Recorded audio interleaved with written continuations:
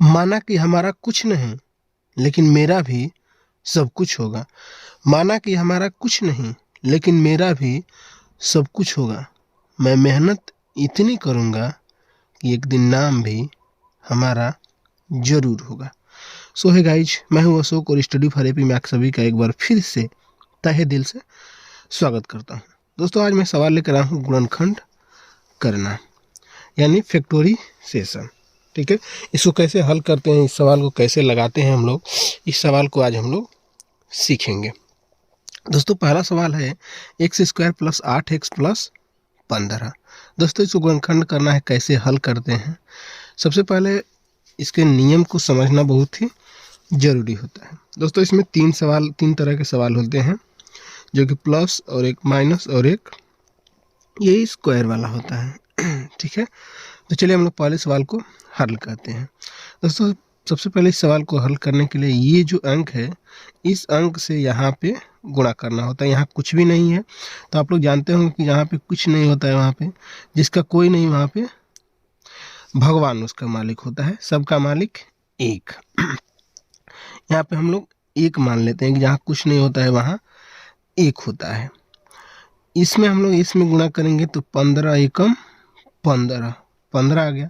दोस्तों, 15 आ जाता है, लेकिन हम 15 का ऐसा गुणनखंड करेंगे कि जिसको गुणा करने पर 15 और जोड़ने घटाने पर 8 आना चाहिए।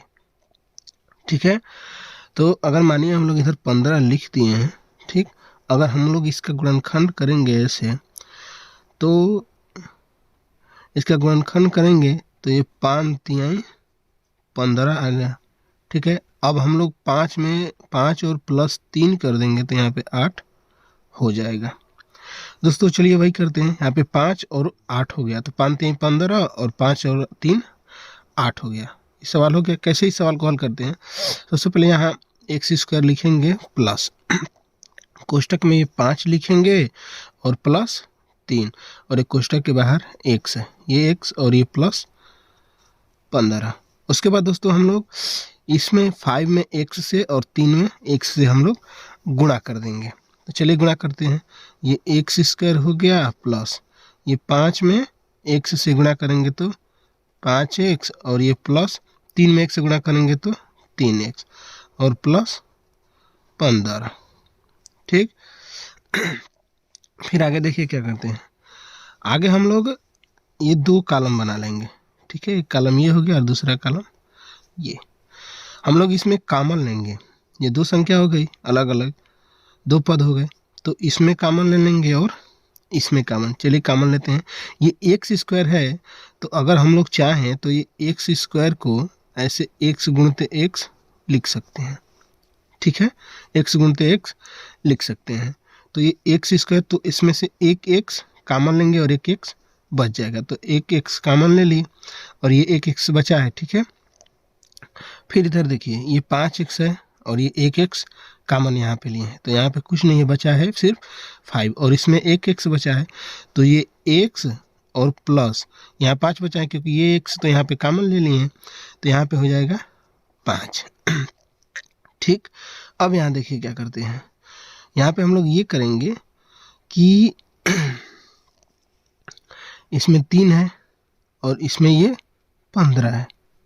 ठीक है, तो जब यहाँ पे कुछ नहीं होगा तो हम लोग यहाँ पे ऐसे कर देंगे। इसमें x है और यहाँ पे x तो नहीं है, तो ये कॉमन नहीं हो सकता। तो यहाँ पे हम लोग ऐसा करेंगे कि यहाँ पे ये प्लस का 3 लिख लेंगे और कोष्टक में ये x है, x और ये 15 है। ठीक, तो ये हम लोग गुणनखंड करेंगे, 3 एकम 3 और 3 5 15। यहाँ पे भी 3 है और यहाँ पे भी 3 हम लोग ले लिए। ठीक, तो जब हम लोग ले लेंगे आगे ना ले लिए, ये 3 एकम 3 और 3 5 15, दोनों में 3 आ रहा है, तो यहाँ पे इस 3 को हम लोग लिख लिए, गुणा कर दिए, मतलब 3 5 15, और यहाँ पे बचा x और ये प्लस, और 3 का पहाड़ा जब पढ़े थे तो कितनी बार में 15 आया था, 3 5 15, 5 बार में, तो उस 5 को यहाँ पे लिख लेंगे। अब हम लोग देखेंगे दोस्त कि ये भी x प्लस 5 है और ये भी x प्लस 5, इसको हम लोग नीचे x प्लस 5 को कॉमन ले लेंगे। ठीक, अब बचा कितना, ये x बचा है और ये +3, तो x + 3, और यही हो गया हम लोगों का आंसर। ठीक है, अब दूसरा सवाल देखते हैं। दूसरा सवाल क्या है? दूसरा सवाल ये है कि x² - 7x और -18। दोस्तों ये प्लस वाला सवाल था और ये माइनस वाला सवाल है। तो जब हम इसको हल करेंगे तो ये 18, इनको पता होगा कि यहाँ पे 1 है, तो 18 एकम 18, 18 आ गया। ठीक, और हम लोग 18 को ऐसा तोड़ेंगे कि जिसको घटाने पर 7 आए। ठीक है, तो ऐसा पहाड़ा में ये है, देखिए 9 का पहाड़ा, देखिए 9, 9 दूना 18 हो गया, और 9 में से 2 को घटाएंगे तो 7 हो गया। ठीक, ऐसी संख्या ढूंढनी है कि जिसको गुणा करने पर 18 और घटाने पर 7 आए। तो यही है 9, 9 दूना 18 हो गया। ठीक, उसके बाद हम लोग 18 हो गया, तो जब 18 हो गया तो यहाँ पे x² लिखेंगे और माइनस, ठीक, ये 9 और -2 और बाहर x -18। ठीक है, अब हम लोग गुणा कर देंगे 9x में और 2x में। ठीक है, तो ये x², यहाँ चिन्ह भी ध्यान में रखना है। ठीक है, चिन्ह भी ध्यान में हम लोगों को रखना है कि नहीं ये चिन्ह क्या है। ठीक, और ये यहाँ माइनस है और यहाँ इसके आगे प्लस है, तो ये माइनस हो जाएगा। ठीक, 9x में 9 से x में गुणा करेंगे तो 9x, और ये माइनस और ये प्लस माइनस, तो माइनस माइनस प्लस, और 2x -18। अब ये इतना हो गया।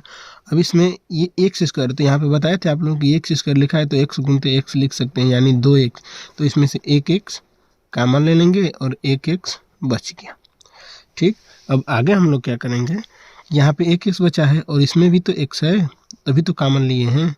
यहाँ x² है तो ये x और ये x कॉमन ले लिए, बाहर बचा यहाँ पे x और माइनस ये बचा 9, -9। अब यहाँ क्या बचा है, यहाँ पे 2 पद, ठीक है, यहाँ पे लिए थे हम लोग, तो अब यहाँ पे बचा है ये +2। ऐसा हम लोग पहाड़ा पढ़ेंगे कि 2 का पहाड़ा ऐसा पढ़ेंगे कि 18 आ जाए। ठीक है, तो 2 9 18, 2 एकम 2 और 2 9 18, तो यहाँ पे पहले 2 लिख लेंगे कोष्टक। अब ये बचा है x और माइनस, यहाँ पे जब हम लोग 2 का पहाड़ा पढ़े थे तो 2 9 18, 9 बार में आया था तो उस 9 को यहाँ पे लिख लेंगे। ठीक, अभी यहाँ पे भी 9 x -9 है और यहाँ पे भी x -9 है, तो इस x -9 को 1 को यहाँ पे लिख लेंगे। ठीक, अब यहाँ पे क्या बचा है, अब x बचा है और +2, और यही हो गया हम लोगों का आंसर। तीसरा सवाल है, तीसरा सवाल ये है कि 9x² और -16। दोस्तों ये थोड़ा इन लोगों से हट के सवाल हो गया, बड़े ध्यान से समझिएगा, कोई चिंता की बात नहीं है, बहुत ध्यान से एकदम देखिएगा इस सवाल को कैसे हम लोग हल करते हैं।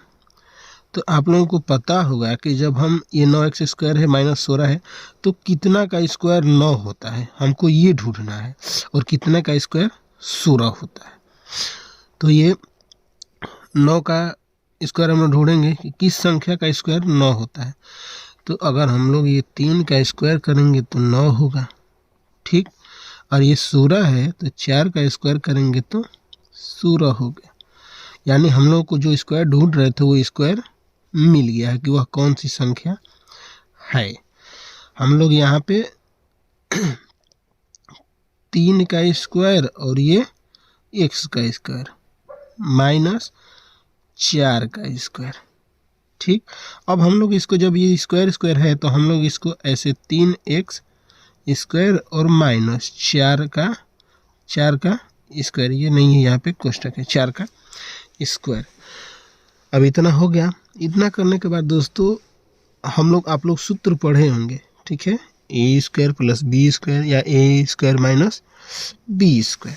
दोस्तों हम लोग यहाँ पे a² और -b² के जब सूत्र लिखेंगे तो a - b और दूसरे कोष्टक में नहीं, इसमें a + b और दूसरे कोष्टक में a - b, ठीक, ये सूत्र और देख लीजिए इसी पे ये सवाल है।